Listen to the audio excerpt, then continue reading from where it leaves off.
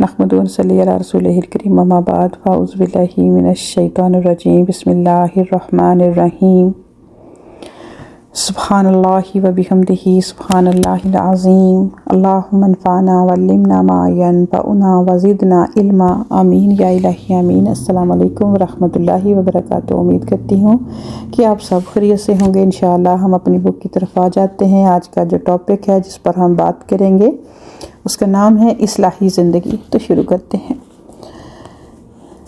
قرآن پاک کی سورہ الاعراف کی آیہ نمبر 85 میں اللہ سبحانہ و تعالی فرماتے ہیں کہ حضرت شعیب علیہ السلام کو اللہ تبارک و تعالی نے اہل مدین کی طرف بھیجا، جن کی حیثیت اس وقت ایک بگڑی ہوئی قوم کی تھی، یعنی کہ وہ قوم بگڑ چکی تھی۔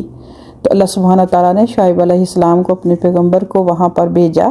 تو پیغمبر نے ان سے خطاب کرتے ہوئے فرمایا کہ اے میری قوم، اللہ کی عبادت کرو، اس کے سوا کوئی تمہارا معبود نہیں ہے۔ تمہارے پاس تمہارے رب کی طرف سے دلیل پہنچ چکی ہے، بس ناپ اور تول پوری کرو اور لوگوں کو ان کی چیزیں گھٹا کر نہ دو اور فساد نہ ڈالو زمین میں۔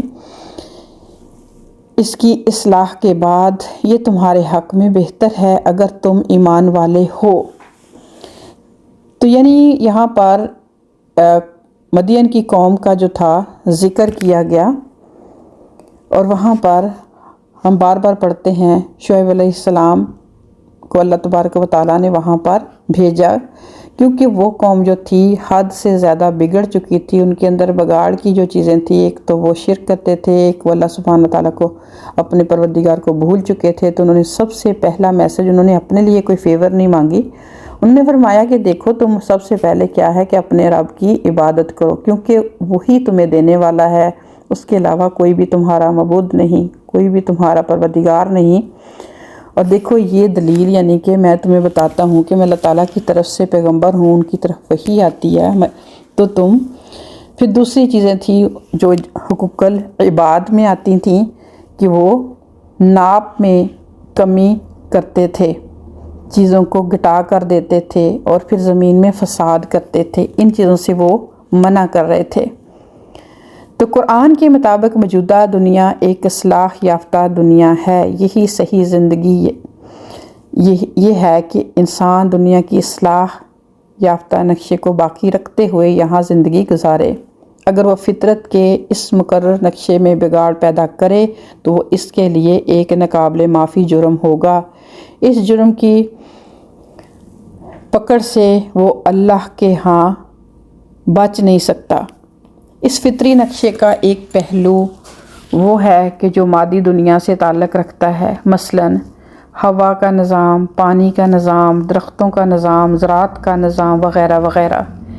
ان نظاموں میں تبدیلی کے لیے بغیر اس سے استفادہ کرنا انسان کا حق ہے، لیکن اگر وہ اس نظام کو بدلے، مثلاً وہ زمین کے درختوں کو کاٹ ڈالے یا پانی کے ذخیرے کو آلودہ کر دے یا ایسی کارروائی کرے جس سے ہوا میں گیسوں کا تناسب بدل جائے، تو اس قسم کا کوئی بھی عمل اس کے لیے ایک ناقابل معافی جرم ہوگا۔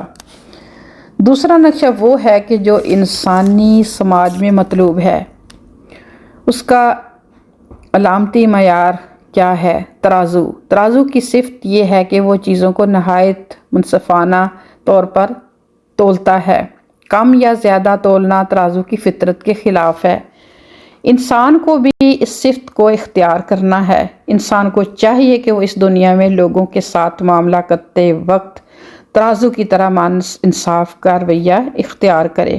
وہ منصفانہ روش کے اصول پر اپنی زندگی کا نقشہ بنائے۔ ترازو ایک اعتبار سے صحیح تول کی علامت ہے اور دوسرے اعتبار سے پورے اخلاقی رویے میں انصاف اور دیانتداری کی علامت بھی ہے۔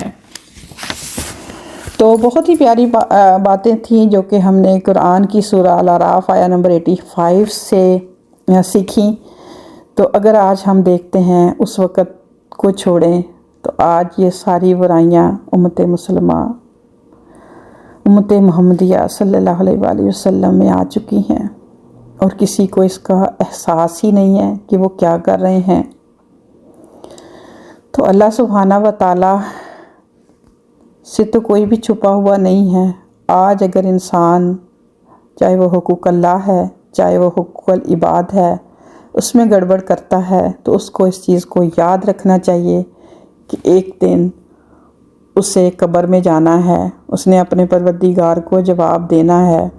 اب دیکھیں یہ سورہ تو ہم بات تو کر رہے ہیں کہ اہل مدین کی طرف جب شعیب علیہ السلام آئے تو، لیکن یہ قرآن تو اول سے لے کے آخر تک سب کے لیے ہے نا۔ اللہ سبحانہ و تعالیٰ نے کلیئر بتا دیا کہ جو تم کرو گے اس کا تمہیں ریٹرن کیا ملے گا۔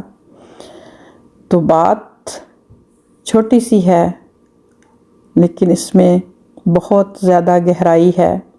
اللہ سبحانہ تعالیٰ سے دعا ہے کہ ان ساری چیزوں کو پڑھنے کے بعد، سننے کے بعد، سمجھنے کے بعد ہم اپنی زندگی میں ہمیں شامل کرنے کی توفیق عطا فرمائے۔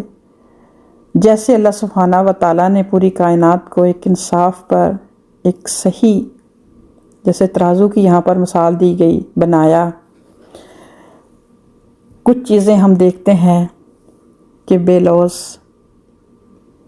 کس طرح سے اللہ کے حکم سے ہمارے لیے اللہ سبحانہ تعالیٰ نے مسخر کر دیں اور ہمارے لیے وہ کنٹینیو کام کر رہی ہیں، جن کا چند کا ہم نے یہاں پر ذکر دیکھا۔ پھر انسان کو کیا مسئلہ ہے کہ انسان اپنی مرضی کرنا چاہتا ہے، انسان دوسروں کو نیچا دکھانا چاہتا ہے، انسان دوسروں کو گٹا کے دینا چاہتا ہے، چاہے وہ اس کا حق ہے، چاہے وہ اس کا مال ہے۔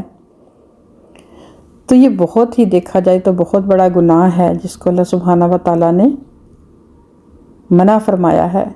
اپنا بہت خیال رکھیے گا، انشاءاللہ نیکسٹ لیکچر میں ملاقات ہوگی۔ السلام علیکم ورحمۃ اللہ وبرکاتہ۔